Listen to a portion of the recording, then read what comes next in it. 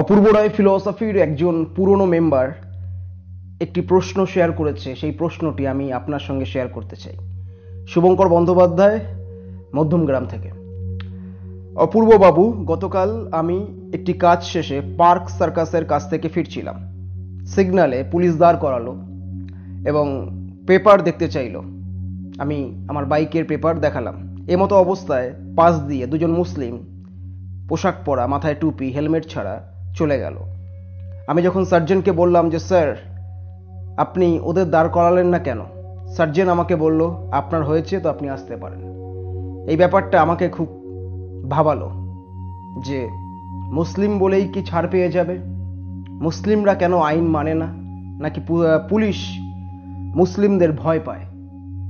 এই নিয়ে আপনার মতামত কি? প্রথম কথা হলো, শুভঙ্কর বাবু আপনাকে নমস্কার। মুসলিমরা, আপনি দুজন মুসলিমকে দেখেছেন হেলমেট পরেনি, তারা ধর্মের পোশাক পরে আছে। তাই বলে মুসলিমরা খারাপ নয়, এটা আপনার ভাবনা চিন্তাতে আমি ঢোকাতে চাই সুন্দরভাবে। এবং যে সকল মুসলিমরা কলকাতার বুকে আইনকে মানে না, তারা আদতে অসামাজিক কাজের সঙ্গে লিপ্ত। এবং ব্যক্তিগতভাবে জানি না সেই সার্জেন্টের সাথে বা সেই পুলিশের সাথে এই মুসলিম যুগলের কোনো ইন্টারনাল কানেকশন আছে কিনা বা কোনো সেটিং আছে কিনা। আমার অনুরোধ আপনার কাছে, আপনি হেলমেট পরুন, কারণ আপনার পরিবার আছে, আপনার স্বপ্ন আছে, আপনার জীবন আছে, আপনার বাড়িতে সন্তান আছে। বা যারা হেলমেট পরেনি তাদের উদ্দেশ্যে কিছু বলতে চাই, তবে তার আগে এটাও বলতে চাই, আমি দেখেছি আমার নিয়ারেস্ট এরিয়ার কাছে যে বাইপাস আছে, সেই বাইপাসে সন্ধে হলেই অনেকে বাইক নিয়ে ছোটে, উড়ে যায়। কিছুকাল আগে একটি ছেলে, চুল একদম কালারফুল করা, একটা টি শার্ট পরা, এখনো মনে আছে, টি শার্টে লেখা না, টিকটকের লোগো আঁকা, পিছনে দুটো মেয়ে দুটো আধুনিক ড্রেস পরা, কারোর মাথায় হেলমেট নেই। বাইকটি খুব জোরে যাচ্ছিল। আমি পাশের একটি ধাবাতে, ওই ধাবার যে ওনার সেও মুসলিম, ওখান থেকে আমি গাড়িতে বসে ওনার দোকান থেকে ঘুগনি খাচ্ছিলাম। বাইকটি খুব জোরে যাচ্ছিল, সামনে সিগন্যাল ছিল, সিগন্যালটি এমার্জেন্সি, মানে এরকম নর্মাল সিগন্যাল নয়, এমার্জেন্সি সিগন্যাল জ্বলছে। একটি সাইকেল হঠাৎই ঢুকে পড়ে, বাইকটি সজোরে ব্রেক মারে এবং ব্রেক মারার পর কন্ট্রোল হারিয়ে তিনজনেই উল্টে পড়ে। কারোর হাত পা ভাঙেনি, চোট লেগেছে হালকা পলকা। পাশের ওই দোকানটিতে এসে জল ফল ঢালছে, অন্যান্য লোকরা এগিয়ে আসছে। তো ওখানে ওই তিনজনই মুসলিম ছিল না হিন্দু ছিল, এবং যে জল দিচ্ছিল সে মুসলিম ছিল। মেয়েগুলোর পায়ে, মাথায় হেলমেট না পরে বাইক চালানো। এবং আমি এর আগেও আর একটা অভিজ্ঞতা অর্জন করেছিলাম, সেখানে মুসলিম ছিল দুজন যুবক, খুব জোরে বাইক চালিয়ে যাচ্ছিল, ওদের জন্য আমাদের অ্যাক্সিডেন্ট হয়ে যাচ্ছিল প্রায়। তা আমি ওদেরকে যখন ধরে বলি যে এত জোরে বাইক চালানো কি আছে, পড়ে গেল তো চলে যাবেন। তো উনি, ওই যুবক আমাকে বলেছিল যে আমাকে রক্ষা করার জন্য আল্লাহ আছে। আমি এটাই রিকোয়েস্ট করব যে উপরওয়ালার দোহাই দিয়ে নিজের জীবন নিয়ে খেলবেন না। আপনি মুসলিম হন, আপনি হিন্দু হন, আইনটাকে মানার চেষ্টা করবেন। আইন যে পদ্ধতিগুলো শিখিয়েছে সেগুলো আমাদের জীবনটাকে সুরক্ষিত রাখার জন্য। এবং হেলমেট পরবেন, কারণ এই মাথা লোহার নয়, পড়লে কিন্তু ফেটে যেতে পারে। আপনার জীবন সমস্ত কিছু এই মাথার দ্বারা পরিচালিত হচ্ছে। তাই আপনি মুসলিম হন, হিন্দু হন, যে কোনো ধর্মের হন, হেলমেটটা অ্যাটলিস্ট পরবেন। এটা আপনার সুবিধার জন্য, এটা আপনার জীবনের জন্য। এবং আপনি দেখলেন যে কোনো একজন ব্যক্তি হেলমেট পরেনি, পুলিশ ছেড়ে দিল, সেদিকে তর্কে যাবেন না। আপনি হেলমেট পরে আছেন, আপনার গাড়ির পেপারপত্র ঠিক আছে, আপনি বাড়ি ফিরে আসুন, আপনার পরিবার আছে, এ নিয়ে তর্কে বিতর্কে যাবেন না, যুদ্ধে যাবেন না। দেখুন, মৃত্যুর আগে একজনই ব্যক্তি আমাদের বাঁচাতে পারে, সে হলো ডক্টর। এবং খুব বড়সড় অ্যাক্সিডেন্ট হলে ডক্টর বাঁচাতে পারে না, আপনাকে মৃত্যুর কোলে ঢলতেই হবে, বা মৃত্যুর কোলে আপনি হারিয়ে যাবেন।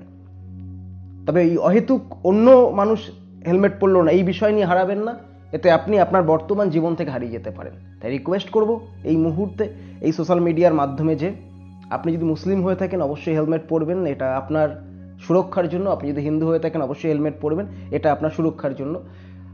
যাই হোক, এবার মেন প্রশ্নে আসি। নমস্কার, সালাম, আদাব, হাই, হ্যালো, আমি Apurba Ray. Welcome to Apurba Roy philosophy. আমার বিশ্বাস আপনি ভেতর থেকে সুস্থ আছেন এই সুন্দর পৃথিবীর বুকে। দেখি কোনরূপ সুন্দর প্রশ্ন এই মুহূর্তে আমার কাছে আছে। দাদা নমস্কার, আমি বীরভূম থেকে ইদারুল শেখ। ওকে, নমস্কার ইদারুল শেখ। আমার প্রশ্ন, যে কোনো মানুষের আসল জীবনযাপন কেমন হওয়া উচিত? যে কোনো মানুষের আসল জীবনযাপন কেমন হওয়া উচিত? বেশ।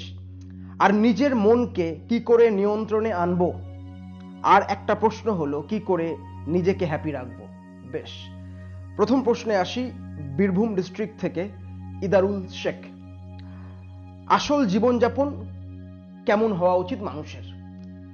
আমি মফস্বলে থাকি, আমার জীবনযাপন এক ধরনের। যে ব্যক্তি গ্রামে থাকে তার জীবনযাপন আর এক ধরনের। যে ব্যক্তি পাহাড়ে থাকে তার জীবনযাপন আরো অন্য ধরনের। যে ব্যক্তি সমুদ্রের তীরবর্তী অঞ্চলে থাকে তাদের জীবনযাপন তাদের মতো। তবে কিন্তু বেশিরভাগ মানুষ এই শহরের বুকে হোক, আপনার পাড়ার বুকে হোক, আপনার এলাকার বুকে হোক, নকল জীবনযাপন করছে। নকল জীবনযাপন মানে কি? অন্যের জীবনযাত্রাকে কপি করছে, অন্যের মতো হওয়ার চেষ্টা করছে। আসল জীবনযাপন হওয়া উচিত এটাই যেটা আপনার সাধ্যের মধ্যে আছে। আপনি যেটুকু অর্থ আয় করছেন তার মধ্যে কিছুটা সঞ্চয় করবেন, কিছুটা ব্যয় করবেন। যদি ছোটখাটো স্বপ্ন থাকে, ইচ্ছে থাকে, সেগুলো পূরণ করার চেষ্টা করবেন আপনার সাধ্যের মধ্যে। তবে জীবনে চলার পথে কারো নকল, কারো কপি, উনি ওটা কিনলো, উনি ওটা দেখালো, আমাকেও দেখাতে হবে, এই ফাঁদে পা দেবেন না, বা এইরূপ প্রলোভনে গিয়ে নিজেকে জড়িয়ে ফেলবেন না। এতে আপনার জীবনের ক্ষতি হতে পারে। আগেই বললাম যে বেশিরভাগ মানুষ নকল জীবনযাপন করছে। সাধারণ জীবনযাপন করা খুবই সহজ, কিন্তু বেশিরভাগ মানুষ করতে পারে না এই কম্পিটিশনের যুগে, অন্যের সাথে কম্পিটিশন রাখার জন্য। তাই আসল জীবনযাপন সে মানুষ তখনই করতে পারবে যখন সে নিজের কোয়ালিটি, নিজের ক্যাপাবিলিটিটা বুঝবে এবং নিজেকে বোঝাতে পারবে। তাহলেই তার জীবন সুন্দর এবং মনোরম হবে। তাই কোনো সময় জীবনে চলার পথে অন্যকে দেখে অনুপ্রাণিত হয়ে তার মতো হওয়ার চেষ্টা করো না। অন্যের লাইফস্টাইল দেখে সেই লাইফস্টাইলটাকে অ্যাডপ্ট করার চেষ্টা করো না। নিজের মতো থাকো, নিজের ছোট ছোট স্বপ্নকে পূরণ করার চেষ্টা করো। ব্যাস। পরের প্রশ্নে যাব। নিজের মনকে কি করে নিয়ন্ত্রণে আনবো? বেশ, আমরা আমাদের মনকে নিয়ন্ত্রণে কেন আনতে চাই? কারণ আমরা আমাদের মনের নিয়ন্ত্রণকে হারিয়ে ফেলেছি। লজিক হলো এটাই। কেন হারিয়ে ফেলেছি? বিবিধ কারণ থাকতে পারে। ওনার কারণ, ওনার ব্রেকআপ হয়েছে। ওই মেয়েটার কারণ যে ওই মেয়েটা এই মুহূর্তে ওই ছেলেটাকে বিয়ে করতে চাইছে না, এই কারণে তার মন নিয়ন্ত্রণে নেই। ওই ভদ্রলোকের কারণ যে তৃণমূল এগিয়ে যাচ্ছে, বিজেপি এগোতে পারছে না, এই নিয়ে উনি টেনশনে আছে, মনকে নিয়ন্ত্রণে রাখতে পারছে না। আবার এই যে শুভঙ্কর আমাদের মেম্বার, তার কারণ মুসলিমরা কেন হেলমেট পরে না। তা সবাই বিবিধ কারণে তাদের মনকে নিয়ন্ত্রণে রাখতে পারছে না, আর বেশিরভাগই কিন্তু অকারণ।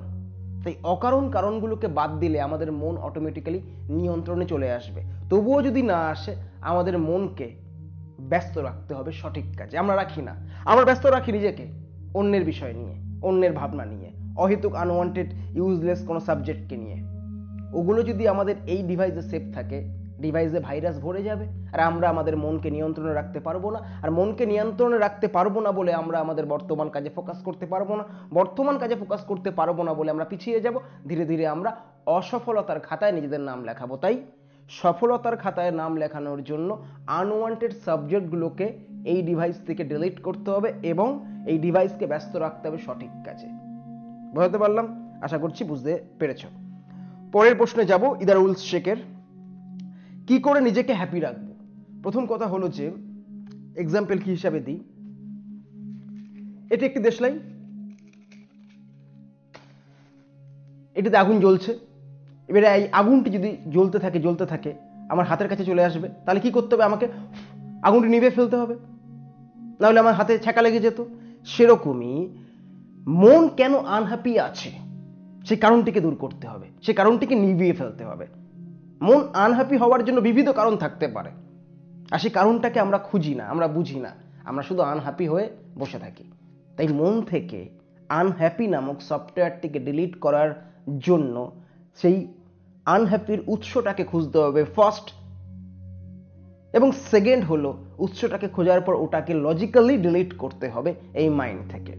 এবং অনেক সময় আমরা আনহ্যাপি হয়ে পড়ি এবং কারণটা খুঁজে পাই না। কেন খুঁজে পাই না? কারণ আমরা আনহ্যাপি নামক এই যে নর্দমা, এর গভীরে এতটাই ঢুকে গিয়েছি যে বের হতে পারছি না। এমতো অবস্থায় যদি কেউ না পারে নিজের আনহ্যাপি নামক এই সফটওয়্যারের উৎসটা খুঁজতে, তাহলে তার কর্তব্য নিজেকে ব্যস্ত রাখা। ব্যস্ততাই চরম ওষুধ, জীবনকে সুন্দর করার, কিন্তু বেশিরভাগ মানুষ হতাশা নিয়ে ব্যস্ত, নেশা নিয়ে ব্যস্ত, আনওয়ান্টেড সাবজেক্টকে নিয়ে ব্যস্ত, অন্যের বিষয় নিয়ে ব্যস্ত। এইসব বিষয় নিয়ে ব্যস্ত হলে তোমার জীবন বদলাবে না। জীবন বদলানোর জন্য নিজের বিষয় নিয়ে ব্যস্ত হতে হবে। নিজের বিষয় নিয়ে ব্যস্ত হলে দেখবে অটোমেটিক্যালি সুখ অনুভব হচ্ছে। আমি কাজ করছি, আমার কদিন আগে শরীর খারাপ ছিল, আমার চোখ এটা ফুলে যাচ্ছে, কিছু একটা ইনফেকশন হয়েছে। আগের দিন যখন ডগিদের হেল্প করছিলাম, পাশ থেকে একটি লরি যাচ্ছিল, লরি থেকে একটি পাথর এসে আমার এখানে লাগে, আমার পাথরের নুড়ির টুকরো, আমার এটা একটা ফুলে গিয়েছে। তা ডক্টর আমাকে একটা ইউভি প্রোটেক্টর চশমা দিয়েছে এবং একটি সানগ্লাস পরতে বলেছে। তবু আমি হ্যাপি আছি, কারণ আমি আমার বিষয় নিয়ে ব্যস্ত। বেশিরভাগ মানুষ অন্যের বিষয় নিয়ে ব্যস্ত। তো এখন থেকে, এই মুহূর্ত থেকে নিজের বিষয়কে খুঁজে বার করুন। খুঁজে পেলে কমেন্টের মাধ্যমে জানানোর প্রয়োজন নেই, নিজেকে আবিষ্কার করুন। তবে আপনার যদি কোনো প্রশ্ন থাকে আপনি অবশ্যই কমেন্টের মাধ্যমে জানাতে পারেন। খুব ভালো থাকবেন, পজিটিভ থাকবেন, অ্যাক্টিভ থাকবেন, মোটিভেটেড থাকবেন, হ্যাপি থাকবেন ভিতর থেকে।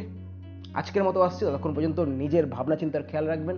ধন্যবাদ আপনার মূল্যবান সময়ের জন্য। ধন্যবাদ মানসিক ভারসাম্যহীন, গৃহহীন, অসহায়, অবলা জন্তু এবং অসহায় মানুষদের সহযোগিতা করার জন্য।